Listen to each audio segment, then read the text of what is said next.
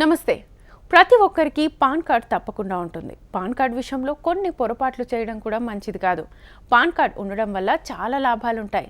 Income tax department pan కార్డును ఒక్కసారి తయారు చేసిన తర్వాత పాన్ కార్డుని జీవితాంతం చెల్లుబాటు అయ్యే విధంగా ఉంచింది.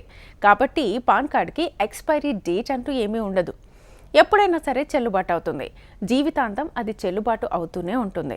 పాన్ కార్డ్ పోయినా లేకపోతే పాడైపోయినా సులభంగా డూప్లికేట్ పాన్ కార్డ్ని తయారు చేయించుకోవచ్చు. ఎన్ఎస్డిఎల్ మీకు ఈ అవకాశాన్ని అందిస్తుంది. పాన్ కార్డ్ పోయినా లేకపోతే డూప్లికేట్ కావాలనుకున్నా ఏ ఇబ్బంది లేకుండా పొందొచ్చు. ఆదాయపు పన్ను శాఖ నిబంధనల ప్రకారం ఒక వ్యక్తికి ఒక పాన్ కార్డు మాత్రమే ఉండాలి. ఒకటి కంటే ఎక్కువ కార్డులు ఉండడం చట్టవిరుద్ధం. ఇలా ఉన్నట్లయితే జరిమానా లేదా జైలు శిక్ష విధిస్తారు. 2 పాన్ కార్డులను కలిగి ఉన్నట్లయితే ఒక పాన్ కార్డుని ఆన్లైన్లో లేదా ఆఫ్లైన్లోనూ సరెండర్ చేయాల్సి ఉంటుంది. ఆన్లైన్లో మీరు సరెండర్ చేయాలనుకుంటే ఎన్ఎస్డిఎల్ వెబ్సైట్లోకి వెళ్ళి సరెండర్ చేయొచ్చు. ఫోటో, సంతకం, గుర్తింపు కార్డు వంటి కొన్ని ముఖ్యమైన పత్రాలని ఇవ్వాల్సి ఉంటుంది.